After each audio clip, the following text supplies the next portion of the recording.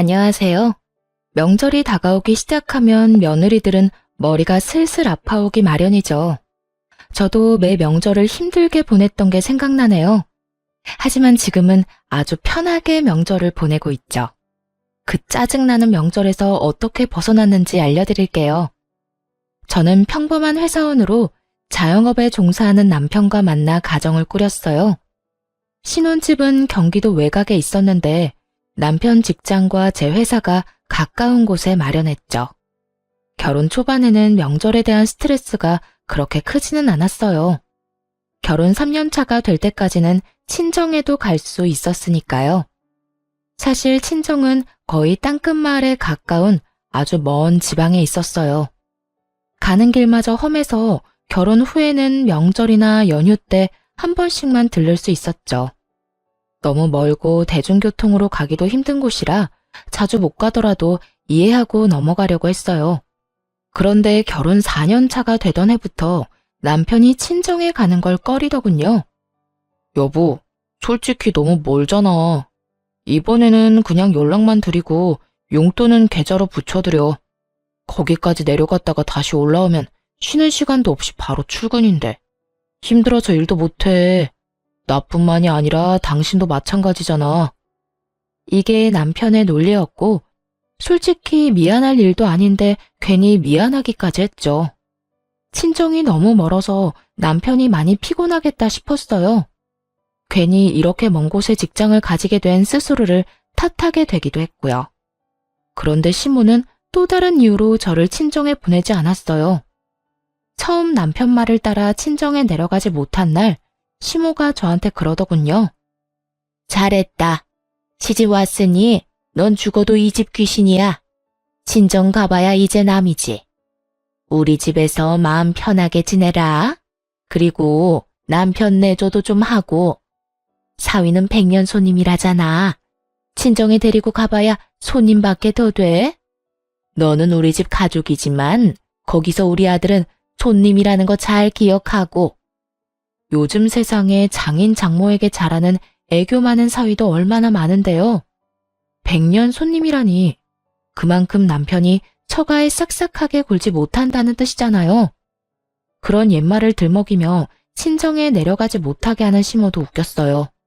그래도 그때는 그냥 그러려니 하고 넘겼죠. 모든 시어머니가 그렇듯 우리 시모도 똑같이 밉상짓을 하는구나. 정말 딱 거기까지만 생각했죠. 근데 점점 남편의 행동이 신경을 살살 긁었어요. 어느 순간부터 유별나게 시모만 챙기기 시작하더군요. 저는 명절에 친정도 가지 못하는데 부모님께 용돈을 50만 원 정도만 드렸거든요. 그런데 남편 놈은 시댁에 용돈 50만 원을 드리고 몸에 좋은 건강기능식품에 각종 과일 그리고 선물 세트까지 사서 들고 가더라고요. 좀 불공평하다 싶어서 한마디 했죠. 용돈도 드리는데 꼭 그렇게 선물을 많이 사야겠어? 우리도 돈이 없어서 생활비도 아끼는데. 아무리 그래도 그렇지 이렇게 많이 쓰는 건 좀 아닌 것 같아. 부모님한테 쓰는 거잖아. 이 정도는 해드려야 부모님도 든든하실 거야. 그리고 무리하는 거 아니거든? 그럴 거면 우리 집에도 좀 보내주지 그랬어? 왜? 처가댁 부모님은 부모 아닌가? 사서 들고 가기에는 처가댁이 너무 멀잖아. 나중에 하나 보내드릴게. 그리고 명절에 보내면 택배 대란 때문에 다 상하고 문제 생길 텐데 그러지 말고 명절 끝나고 보내드리자. 말은 그렇게 해놓고 매번 까먹기 일쑤였죠. 그런데 그 뒤로도 남편 놈은 친정에 아예 갈 생각을 안 하더군요. 어쩌다 한두 번이야 이해하고 넘어갈 수 있었지만 2해, 3해를 넘어가니 솔직히 짜증이 났어요. 이번에는 친정에 내려가야 한다고 말하면 남편 놈이 항상 이렇게 말하는 거예요. 장인어른이랑 장모님이 우리가 내려가는 걸 좋아하시겠어? 얼굴 잠깐 보고 다시 올라가야 하는데. 부모님들은 우리 불편한 거 안 좋아하셔. 불편하게 왔다 갔다 하는 걸 걱정하시고. 그리고 내 생각은 안 해. 내내 운전은 나만 할 텐데 장장 6시간을 운전대 붙잡고 있다고 생각해봐. 그게 인간이 할 짓이야? 그럼 내가 운전하면 되지. 어떻게 2년이 넘도록 친정을 한 번도 안 갈 수가 있어? 그럼 혼자라도 내려갔다 오게. 차라도 사줘. 장롱 면허 10년째인 너한테 차를 어떻게 맡겨? 그리고 혼자 절대 못 보내. 당신 혼자 내려가 봐. 장모님이 나한테 전화하셔서 무슨 일 있냐고 하실 거 아니야? 넌 부모님 걱정하게 만들고 싶어? 그럼 어쩌라고. 우리 친정에는 평생 안 갈 생각이야? 누가 평생 안 간대? 시간 나면 가는 거고. 이번만 날인 것도 아니잖아. 좀 기다려봐. 때 되면 다 갈 거라니까. 아휴, 한 대 탁 때려주고 싶을 정도로 얄미운 남편님 때문에 속이 문드러졌어요. 그런데 이런 제 속을 더 파사삭 부서뜨리는 존재가 하나 더 있었어요. 바로 손 아래의 신우였죠. 신우는 시댁과 먼 곳에 살았는데 어떻게 된 건지 명절 낮이면 도착하더라고요. 우리 부부보다 2년 늦게 결혼했는데 결혼 후 쭉 명절 당일 낮에 자기 친정에 오는 신우가 정말 얄밉기 짝이 없었죠. 왜냐면 시댁이 신우한테는 친정이니까 완전히 주인처럼 행세하곤 했거든요. 찬물 좀 내와라. 식사가 형편이 없다. 도대체 언니는 시댁 와서 하는 게 뭐냐. 저한테 이런 평가질이나 하고 말이죠. 함께 있기 너무나 힘든 존재가 바로 신우였죠. 그런데 시모가 저한테는 친정에 가지 말라고 해놓고선 신우에게는 빨리 오라며 맛있는 거 많이 해놨다고 전화하는 걸 듣게 됐어요. 순간 짜증이 확 치밀어 올랐죠. 아무리 그래도 그렇지 며느리는 친정에 안 보내주면서 딸더러 빨리 오라고 하다니 듣는 며느리 기분이 좋을 리가 없잖아요. 도저히 참을 수가 없어서 신우에게 명절 전날 전화를 했죠. 아가씨, 이번 명절에는 본가 오지 말고 아가씨 시댁에서 시간 보내세요. 올 필요 없을 것 같아요. 아니, 새언니가 왜 나한테 집에 오라 마라 해요? 우리 부모님 집인데 왜 언니가 나를 못 오게 하냐고요. 참나 기가 막혀서. 지금 이게 뭐 하는 짓이에요? 우리 엄마도 새언니 이러는 거 알아요? 어머님은 모르시는데 아마 제 의견에 동의하실걸요?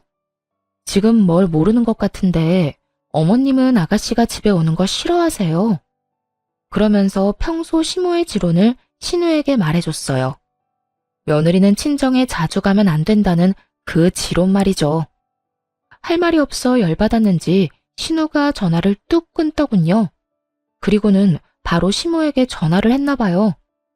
명절 전날이라 시댁에 함께 있었는데 옆에 있던 시모가 전화를 받더군요. 그래, 딸. 왜 전화했어? 엄마, 새언니가 나더러 집에 오지 말래. 엄마가 나 집에 오는 거 싫다고 했어? 뭐? 내가 왜 그런 소리를 해? 얘, 너 도대체 우리 딸한테 무슨 소리 한 거야? 왜 오지 말라고 한 거니? 시모가 화들짝 놀라서는 저한테 화를 내며 묻더라고요. 그래서 아무 생각 없는 척 시모에게 태연스레 말했죠. 어머님이 저한테 말씀하셨잖아요. 며느리가 친정 자주 가는 거 보기 싫다고요. 죽어서도 이 집 귀신인데 친정 가면 뭐 하냐고. 그러니까 저도 몇 년째 친정에 안 보내고 있으시잖아요. 안 그래요? 항상 그렇게 말씀하시길래 아가씨한테도 어머님 생각 말해드렸어요. 어머님은 며느리가 친정 가는 거 싫어한다고. 아가씨도 며느리인데 이 집에 오지 말아야 하는 거 아닌가요? 그 이야기를 듣던 시모는 순간 벙찐 모양이었어요. 다 자기가 한 말이었으니까요. 그걸 신우에게 대입해서 그대로 돌려줄 줄은 생각도 못했나 봐요. 그때 신우가 전화로 그러더군요. 이 언니 웃기네. 어떻게 며느리랑 딸이 똑같아요. 당연히 다르지. 똑같죠, 남의 며느리인 건. 근데 다른 게 있긴 해요. 아가씨랑 저랑은 시어머니가 다르잖아요. 아가씨는 상식적이고 친절하고 좋은 시어머니 만났나 보네요. 추석 당일 아침에 밥만 먹이고 바로 친정에 보내주는 거 보면. 근데 저는 다르거든요. 지금 몇 년째 친정을 못 가는 건지 모르겠어요. 가고 싶다고 해도 참으라고만 하고 가서 좋을 거 없다고만 하시는데 남의 집안 며느리 된 딸은 어찌나 집으로 부르시는지. 이래서 사람을 잘 만나야 하나 봐요. 이렇게 말하자 이번에는 신우가 아무 말도 못하더군요. 더 말해봐야 자기 엄마 얼굴에 침 뱉는 꼴만 되니까요. 게다가 내일 있을 명절 잔치를 위해 시댁 친인척들이 다 모인 자리여서 그런 말을 떠들어대니 친척들도 불편한 기색을 내비치더군요. 남의 집안일이라 대다수가 못 들은 척하는 것 같았어요.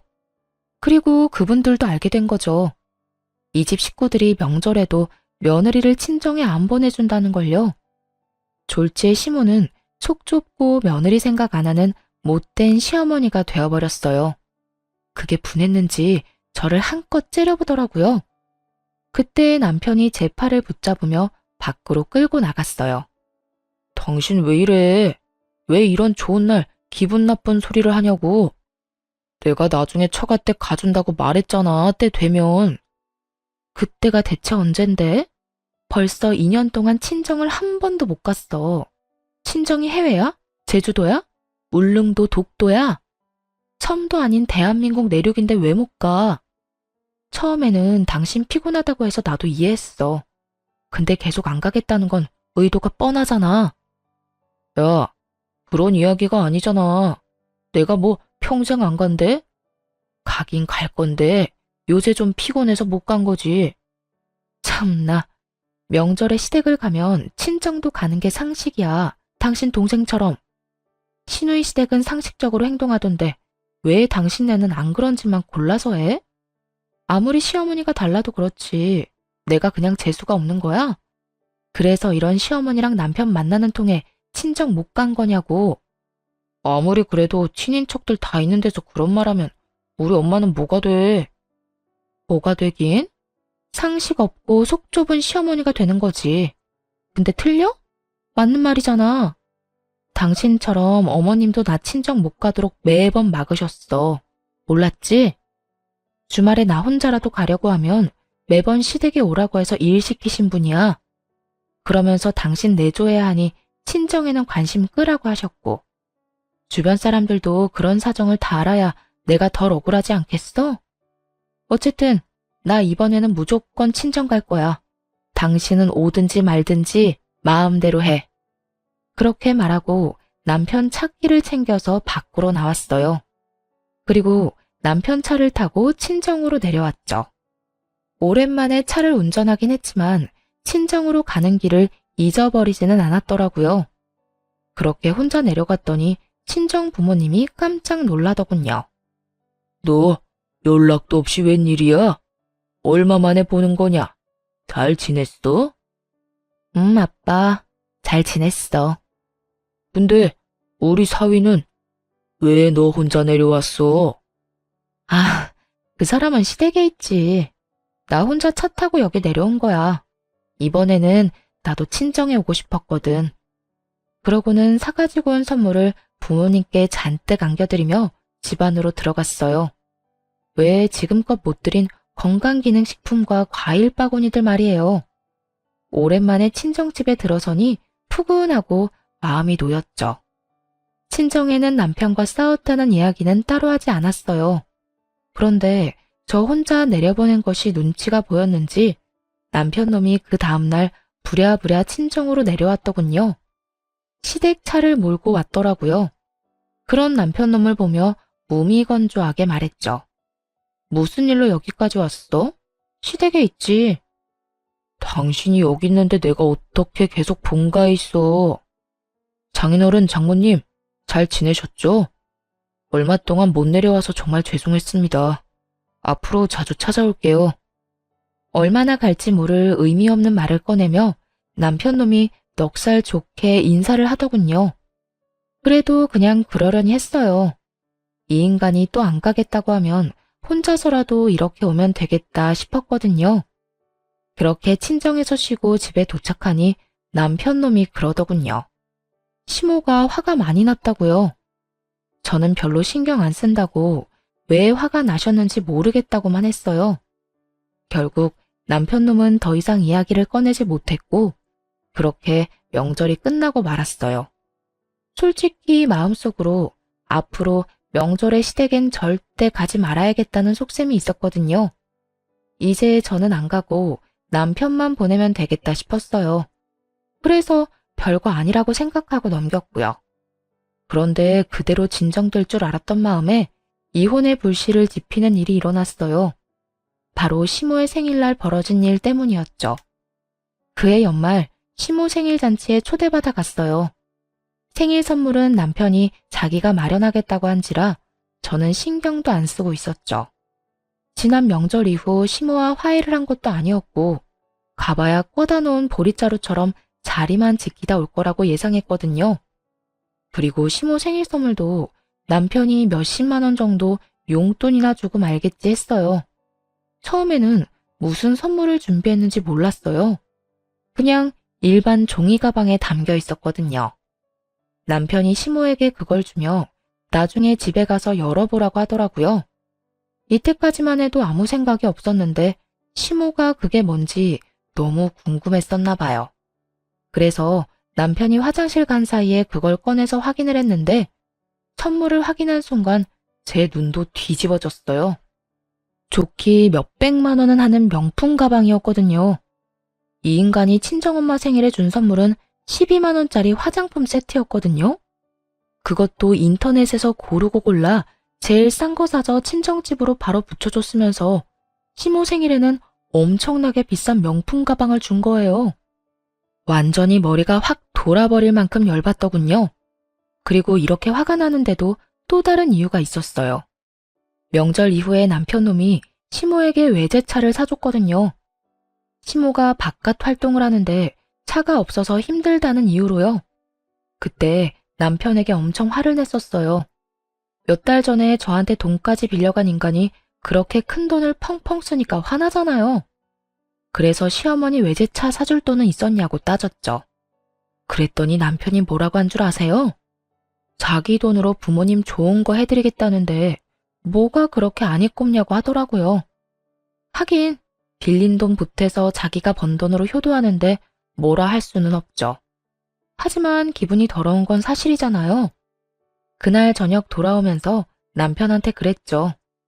어머님, 명품 가방 사드렸더라. 어? 어떻게 알았어? 어머님이 자랑하고 싶으셨는지 당신 없을 때 열어보셨거든. 돈 없다면서 나한테 빌려가 놓고 아주 어머님한테는 펑펑 쓰네. 그렇게 돈 많으면 내 돈 먼저 좀 갚지 그래. 나도 우리 엄마한테 돈 한번 펑펑 써보게. 여보, 당신한테 빌린 돈은 이렇게 개인적으로 쓴 게 아니야. 가게에 필요한 돈이라 빌린 거잖아. 그리고 엄마한테 준 거 진짜 명품도 아니라고. 그냥 레플리카야. 몇십만 원 하는. 태연하게 말하는 남편놈을 보며 속으로 코웃음을 쳤죠. 그게 레플리카인지 진짜인지 구분을 못하겠냐고요.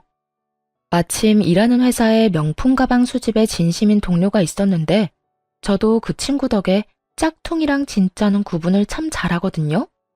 그 비싼 걸 싼값에 샀다고 거짓말하는 남편을 보니 정말 괘씸하더라고요.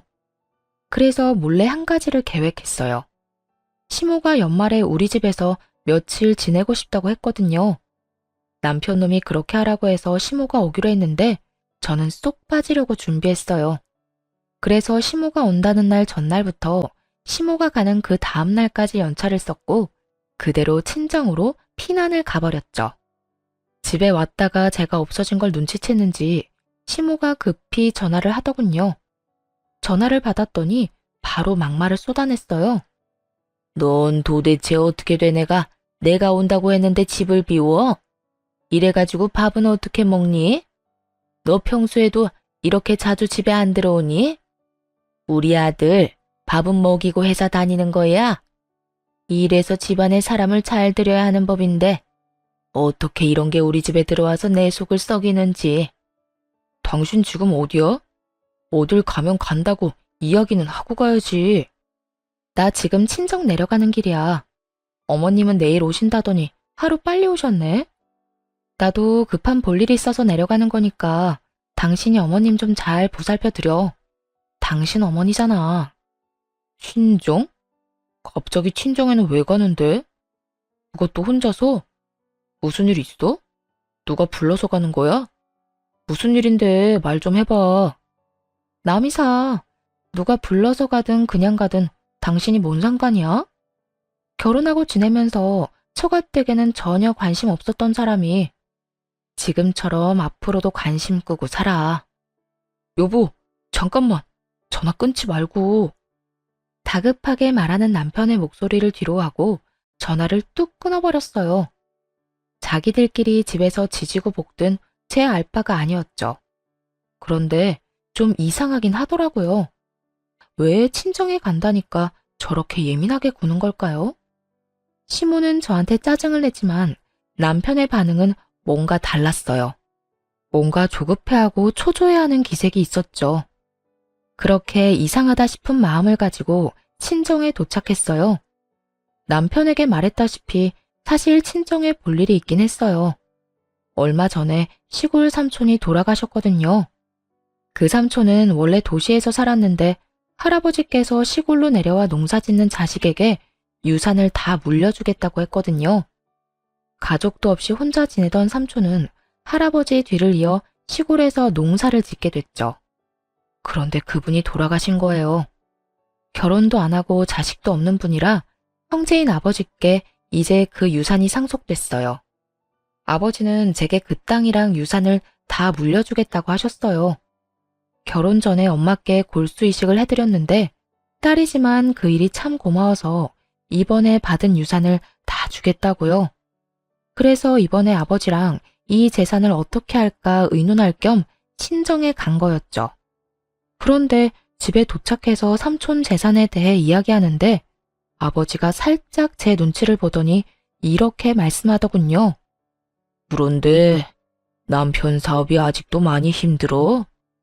아빠는 네가 이 재산 어디다 쓰든 상관 안 할 테니까 네 남편이 힘들다고 하면 이거 팔아서 돈 마련해. 너야 월급쟁이라서 돈 걱정 많이 안 하겠지만 자영업 하는 사람은 또 다르잖아. 저가에 돈 빌리는 게 참 어려운 일인데 따로 와서 부탁까지 할 정도면 많이 안 좋다는 이야기잖아. 불경기에는 장사가 잘 안 돼서 적자도 많이 날 텐데. 그럴 때 너한테까지 부담이 가지 않게 평소에 투자를 좀 해주면. 잠깐만, 아빠. 그게 무슨 소리야? 남편이 아빠한테 돈 빌리러 왔다고? 너 몰랐어? 나는 너도 알고 있는 줄 알았는데. 아니, 언제? 얼마를 빌려갔는데? 3달 전쯤에 와서 가게가 힘든데 너까지 힘들어한다고 혹시 돈 좀 빌릴 수 있냐고 해서 빌려줬지. 6천만 원 정도. 아버지의 이야기를 듣자마자 재빨리 머리를 굴렸어요. 3개월 전쯤에 무슨 일이 있었나 하고 말이죠. 그리고 나온 결론에 정말 경악하고야 말았어요. 3개월 전에 남편놈이 시모에게 외제차를 사줬었거든요. 이 정신 나간 놈이 아빠를 속이고 돈 빌려다가 시모 외제차를 사준 거예요. 아마 그 명품 가방도 아버지가 빌려준 돈을 보태 마련했겠죠. 저한테도 돈 없다고 빌빌거리면서 1년 전에 돈 빌려간 놈이 저 몰래 아빠에게도 돈을 빌려갔다는 이야기를 들으니 진짜 열불이 나더라고요. 이제야 남편놈의 이상한 반응이 이해되기 시작했어요. 이 나쁜 놈이 저 몰래 친정 아빠한테 돈 빌린 걸 들킬까봐 친정에 간다고 할 때마다 그렇게 예민하게 군 거였어요. 와, 있는 도끼에 발등 찍힌다는 말이 있긴 하지만 이렇게 호되게 찍힐 줄이야. 정말 상상도 못했거든요. 그저 귀찮아서 친정에 안 내려가는 것이라 생각했는데 그게 아니라 이런 미친 짓을 저 몰래 하고 있었다니. 화가 치밀어 올라 계획보다 더 빨리 일을 마무리하고 집으로 향했어요. 친정에 있는 내내 남편에게서 전화가 왔는데 모조리 씹어버렸더니 나중에는 문자까지 보내오더군요. 어디냐, 언제 오냐, 내가 내려갈까 하고 말이죠. 그래서 답장을 딱 하나 보냈어요. 지금 올라간다 라고요. 그렇게 집에 도착했더니 시모는 없고 남편 혼자 있더군요. 뭔가 불길함을 느낀 건지 남편놈이 눈치를 보더니 이렇게 말했어요. 친정에는 왜 갔다 왔어? 장인어른 장모님 아무 일 없으시지? 아무 일도 없으셔. 근데 오늘 우리 사이엔 무슨 일 있을 거야. 나 당신이랑 이혼할 거거든. 갑자기 그게 무슨 소리야? 이혼이라니. 친정에 갈 때마다 어머님께 한 소리 들어야 하는 것도 짜증나고, 쉬는 날에도 내 맘대로 못 쉬는 거 진짜 열받아. 그냥 이혼해. 더 이상 이렇게는 못 살아. 일부러 돈 관련해서는 입도 벙긋 안 했어요.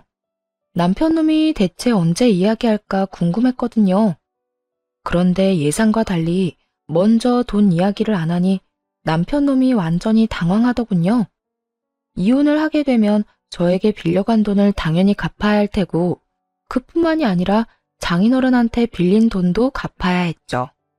그걸 생각하니 아득했는지 똥줄 빠진 것처럼 안절부절 못하더라고요. 그렇게 이혼 소송을 진행했어요. 물론 남편은 절대 안 된다고 했는데 그냥 비웃어줬죠. 이혼이 자기 혼자 안 하겠다고 안 할 수 있는 게 아니잖아요. 그런데 이혼 소식을 어떻게 전해 들었는지 시모가 전화를 했어요. 네가 이혼하자고 했다며? 니깎게 뭔데 우리 아들한테 이혼하자는 거야? 걔가 뭐 잘못한 게 있는데? 나도 그렇고 아들도 그렇고 우리는 떳떳해.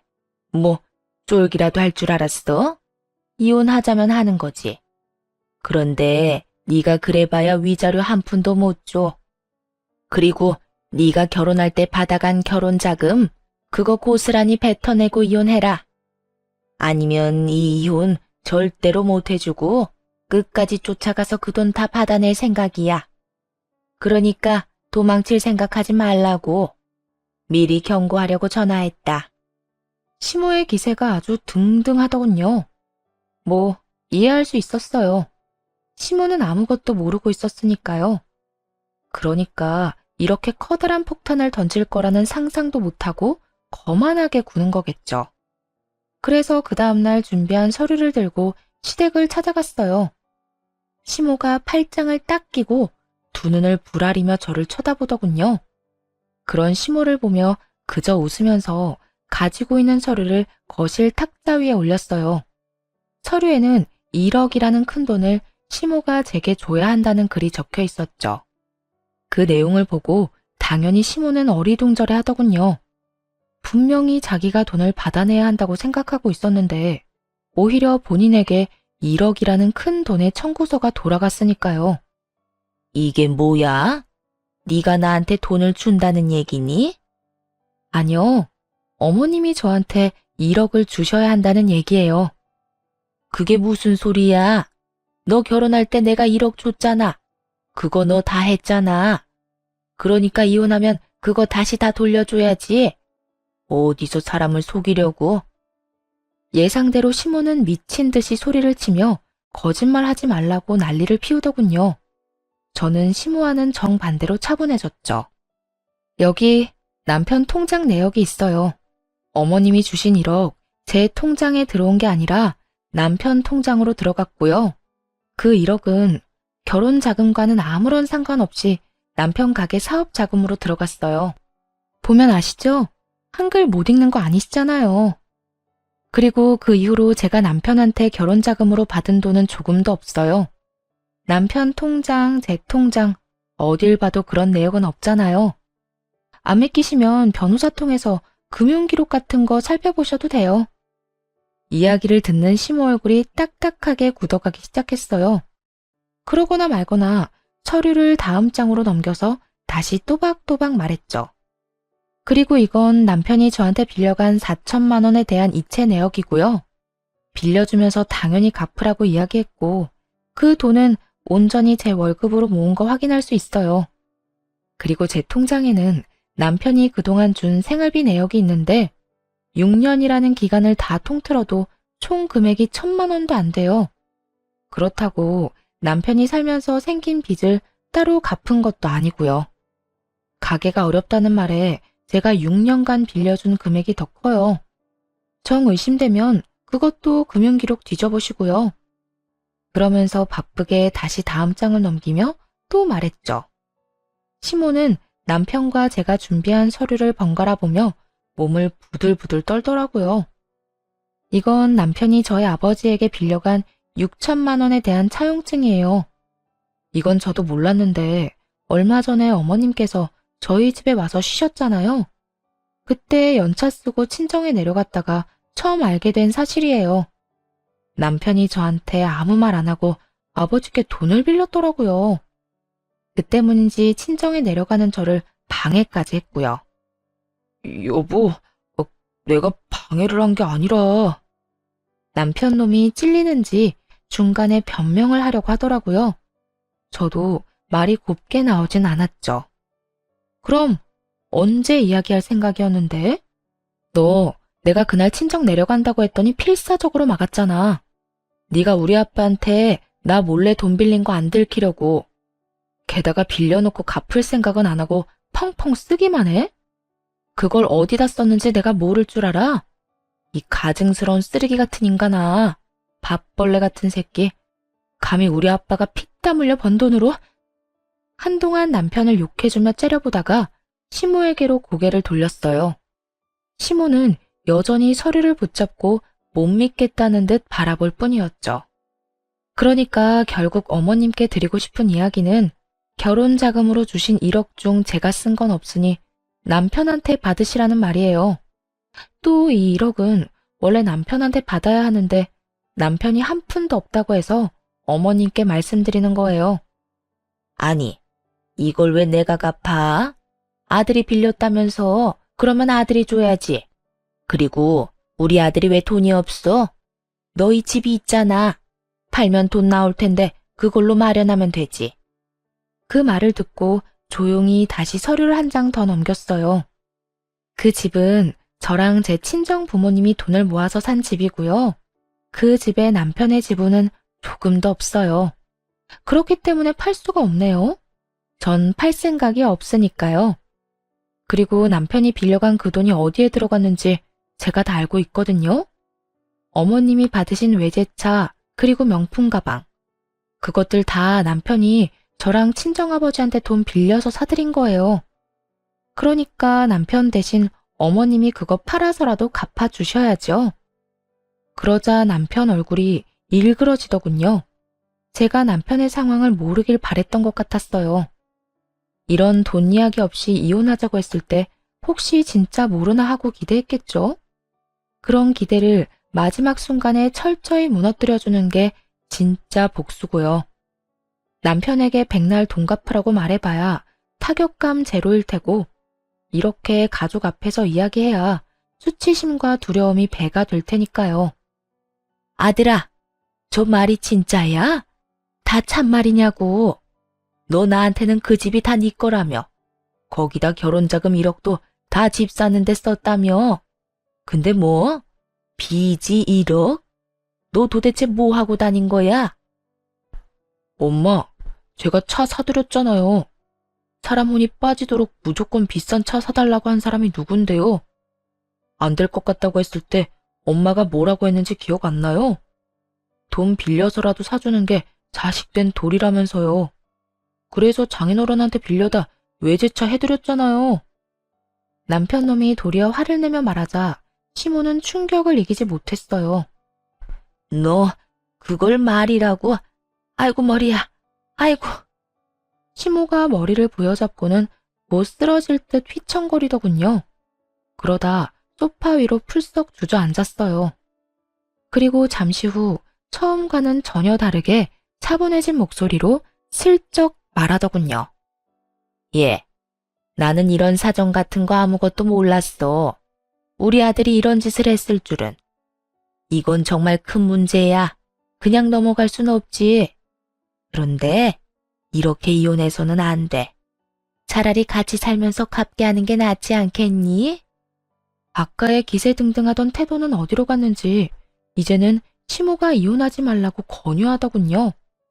살면서 돈을 갚도록 하는 게 더 좋다는 이유로 말이죠. 안면물수라는 게 이럴 때 쓰는 말일까요? 너네가 이혼한다고 쫄릴 줄 아냐며 큰 소리는 펑펑 쳐놓고 남편에게 빚이 1억 있다는 걸 알자마자 급박하게 꼬리를 내리는 시모 꼴이라니. 게다가 남편이 빈털털이라는 것을 알고는 저를 묶어두려는 것 같더군요. 이미 시모와 남편이 어떤 사람들인지 다 아는데 그게 가능할 리가 없잖아요. 솔직히 두 사람이 저한테 조금이라도 친절하게 대했다면, 그리고 저를 속이지 않고 친정에 가도록 배려해줬다면 이혼까지 생각했을까요? 분명 고민이야 했겠지만 이혼은 안 했겠죠. 그렇지만 남편의 행동이 너무 치사했잖아요. 친정에는 내려가지도 못하게 한 주제에 장인어른한테 빌린 돈으로 시모에게 외제차와 명품백을 사주다니. 그런 남편놈을 보고 누가 이혼을 생각하지 않을 수 있겠어요? 저는 코웃음을 치며 시모에게 말했죠. 아드님 이혼 안 시키고 절 붙잡아 보려는 그 마음은 알겠지만 이미 늦었어요.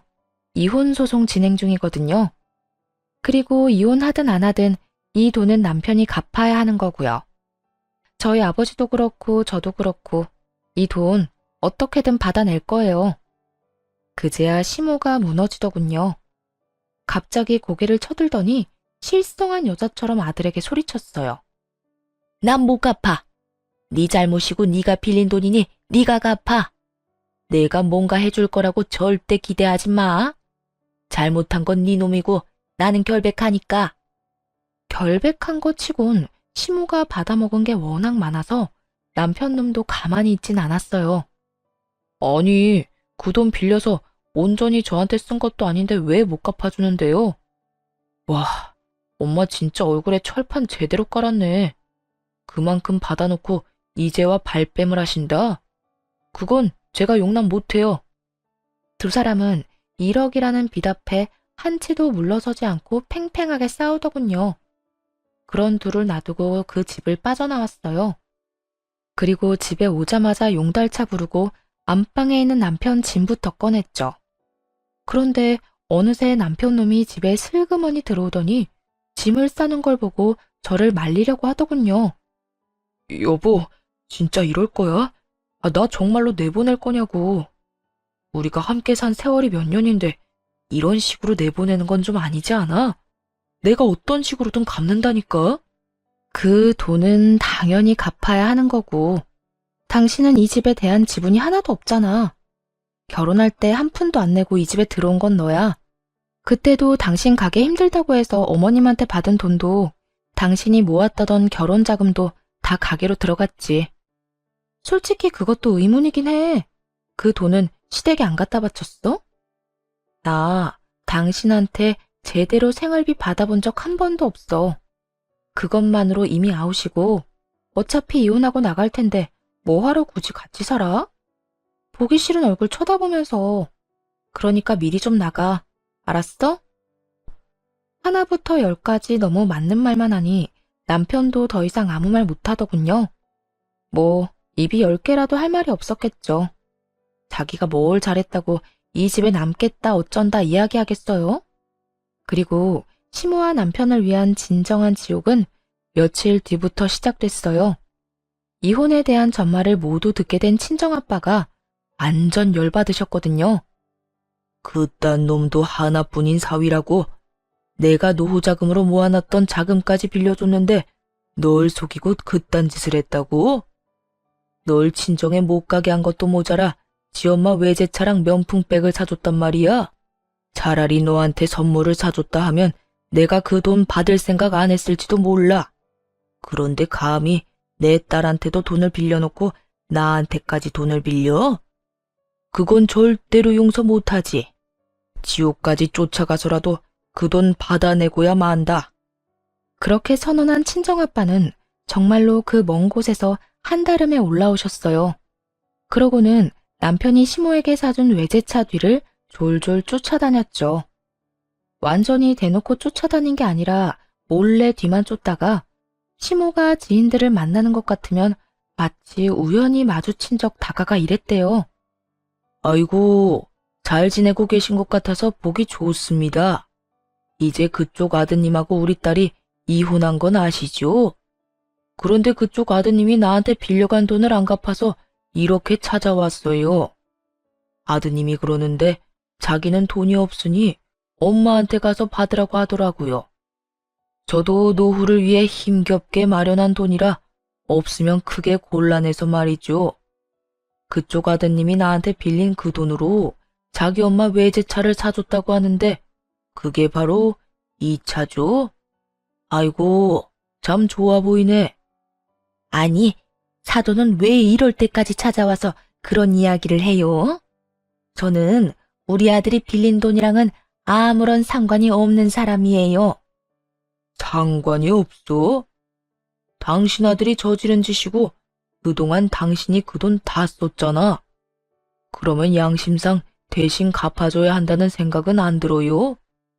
돈이 없으면 이 차랑 그 어깨에 걸려있는 가방을 팔아서라도 마련하셔야지. 그러니까 돈은 빌린 사람한테 갚아달라고 해야지. 왜 빌린 사람 엄마한테 이렇게 난리를 치냐고요? 아니, 상관이 왜 없어요? 그쪽이 아들을 잘못 키웠잖아요. 그리고 우리 딸 친정에도 못 가게 하고 이 집에서 매번 일 시키고 괴롭혔다면서요. 내가 그 이야기를 듣고 어찌나 속이 이상한지 밤에도 잠이 안 와. 남의 귀한 딸 데려다가 막 부리는 것도 모자라서 부모도 못 찾도록 만들어? 쌍으로 정신이 나간 것들, 뚫린 입이라고 아무 말이나 짓거리는 거 봐. 어쨌든 그쪽 아드님이 빌려간 1억 가지고 있는 걸 팔아서라도 마련하시라고. 당신 다니는 곳이 어디든 다 쫓아다니면서 그 돈 다 받아낼 거요. 앞으로 만날 지인들한테 아들 새끼가 사고친 거 다 알리고 싶으면 마음대로 하쇼. 난 안 말릴 테니까. 아빠의 말에 무시무시함을 느꼈는지 시모는 그 뒤로 사람을 만나지 않고 집에 틀어박히더군요. 시모가 밖에 나오지 않자 아빠는 이제 남편을 쫓아다녔어요. 아빠 돈이랑 제 돈까지 당장 갚으라고요. 결국 주변에 사람이 있든 말든 상관없이 쪼아대는 아버지 때문에 남편 놈은 시모의 반대를 뒤로하고 명품 가방과 외제차를 팔아 돈을 마련했어요. 그렇지만 아무리 좋은 외제차의 명품 가방이라도 중고잖아요. 당연히 살 때만큼의 돈을 마련하기는 어려웠죠. 비싼 만큼 감가가 어마무시하잖아요. 그래서 어쩔 수 없이 시댁집을 담보로 대출을 받아 저와 아버지에게 갚았더군요. 그 돈을 갚을 때 남편이 저한테 한마디 했어요. 정말 독하다 독해. 진짜 이렇게까지 해야 해? 우리가 하루 이틀 같이 산 것도 아니고 몇 년을 함께 살았는데 나는 적어도 장인어른이 좀 더 상식적인 방법으로 돈을 받아갈 거라고 생각했어. 그런데 이게 뭐야? 주변 사람들한테 소문 다 내고 나를 못 살게 굴면서까지 돈을 받아갔어야 했어? 당신 왜 이렇게 사람이 못 됐어? 당신 아버지도 그렇고. 우리 아빠 욕하지 마. 독한 걸로 치면 네가 최고지. 넌 그럼 얼마나 상식적이길래 우리 집 무시하고 시댁에만 돈 쳐바르면서 효도했어? 솔직하게 말해서 네가 시댁에 효도할 때 친정에도 똑같이 해줬으면 내가 이랬겠냐고. 입장 바꿔놓고 생각해봐. 내가 우리 엄마한테만 몇백만 원짜리, 몇천만 원짜리 물건 사주고 너희 엄마한테는 10만 원짜리 화장품 사주면 어떻겠어? 기분 더럽겠지. 그래놓고 나한테 친정에도 가지 말라고 하고. 안 당해보면 모르는 거야. 그래서 당해보라고. 네가 그 입장이 되어봐야 그게 무섭고 힘든 일인 걸 알지. 왜 나 혼자 그 더러운 행동에 피해봐야 하는데? 너도 느껴봐. 아니, 솔직히 아들이 부모님한테 효도한 게 큰 죄는 아니잖아. 아무리 그래도 이렇게 하면 나랑 엄마는 앞으로 어떻게 살아? 야, 나는 네 심보가 고약하고 괘씸해서 용서를 못하는 거야. 능력도 안 되는 게 처갓집에서 돈 빌려다가 효도를 그렇게 하면서 막상 돈 빌려준 처갓집은 무시했지. 게다가 그게 찔려서 마누라는 친정에 가지도 못하게 하고. 가슴에 손을 얹고 네 놈이 한 짓거리를 생각해봐. 결국 이혼도 돈을 받아내는 것도 완벽하게 해결됐어요. 그렇게 전 남편과는 더 이상 만날 필요가 없어졌죠. 그 이후로 몇 번이나 연락이 왔지만 다 무시했어요. 전화한 이유야 뻔했으니까요. 그래서 용서해달라는 말은 필요 없으니 연락하지 말라고 몇 차례 문자를 보냈더니 더 이상 연락이 없더군요. 전 남편과 이혼하고 나서 저는 매년 명절이 되면 친정집으로 내려갔어요. 이혼을 하고 돌아온 저를 친척들은 반갑게 맞아줬죠. 그딴 놈이랑 잘 헤어졌다고 정신 나간 놈이라고 말해줬어요. 결국엔 저와 아빠, 친정까지 다 말아먹었을 놈이라고 다들 욕을 얼마나 하는지. 그 욕만 듣는데도 배가 든든하게 부를 정도였어요. 그렇게 친정집에 있으면서 오랜만에 SNS를 했더니 신우의 게시글이 떡하니 올라왔더군요. 보니까 해외여행이라도 간 것 같았어요. 신우와 그 아이들이 이국적인 건물 앞에서 사진을 여러 장 찍었더라고요. 그러면서 명절 연휴에 해외에 놀러 갔다는 문구까지 썼더군요. 명절 때마다 친정에 오고 싶어 안달이 날 정도였던 신우가 웬일로 친정이 아니라 해외에 갔는지 궁금했어요. 그리고 나중에야 그 이유를 알 수 있었죠. 전 남편과 전 시모가 빈털터리가 되고 나서 신우에게 손을 벌리려고 한 것 같더군요. 하긴 지인들에게 허세 부리고 싶어서 아들놈 들들 볶았던 시모잖아요. 당연히 신우에게도 똑같이 행동했겠죠. 눈치 빠른 신우는 그러기 싫어서 명절에 해외여행을 하고 있는 거였어요. 매년 떠들썩하게 사람 많던 시댁에 결국 찬바람만 쌩쌩 불고 있는 상황인 거죠. 게다가 들어보니 전 시모와 전 남편의 관계는 더욱 악화일로를 걷게 됐더라고요. 전 남편이 결국 시댁에서 나와 가게에서 숙식하고 있다는 소식을 들었어요. 자신을 구박하고 차랑 가방 돌려달라며 찡찡대는 시모 때문에 말이죠. 전 남편도 자신이 그렇게 살게 될 줄 알았으면 그런 짓을 안 했을 거예요. 한치 앞도 못 보고 안일하게 생각한 결과가 겨우 그거라니. 그렇다고 다시 걷어줄 건 아니지만요. 시모도 초라하기는 마찬가지였죠. 아들 하나 믿고 소소하게 며느리 괴롭히며 사치나 부리며 살더니 결국 그 돈들이 사돈집에서 나온 거라는 걸 알고서는 완전히 무너져 버렸잖아요. 자기 욕심 때문에 자식이 저 지경이 된 건 눈에도 안 들어오고 그저 자기한테 줬던 걸 뺏었다는 생각만으로 자식을 모질게 대하니 전 남편도 그런 전 시모에게 정이 다 떨어졌겠죠. 결국 시모는 이제 명절을 아주 조용하고 조촐하게만 보내게 됐고 나날이 아들, 딸의 지원도 끊겨 근근히 살아가고 있다고 하더군요. 뿌린 대로 거둔 꼴이 참 웃겼죠. 이렇게 저는 그 지옥 같은 시댁의 명절에서 벗어날 수 있었어요. 이혼한 걸 절대 후회하지 않아요. 더러운 꼴 보기 전에 떠나는 것도 좋은 방법일 수 있답니다. 긴 글 읽어주셔서 감사해요. 좋은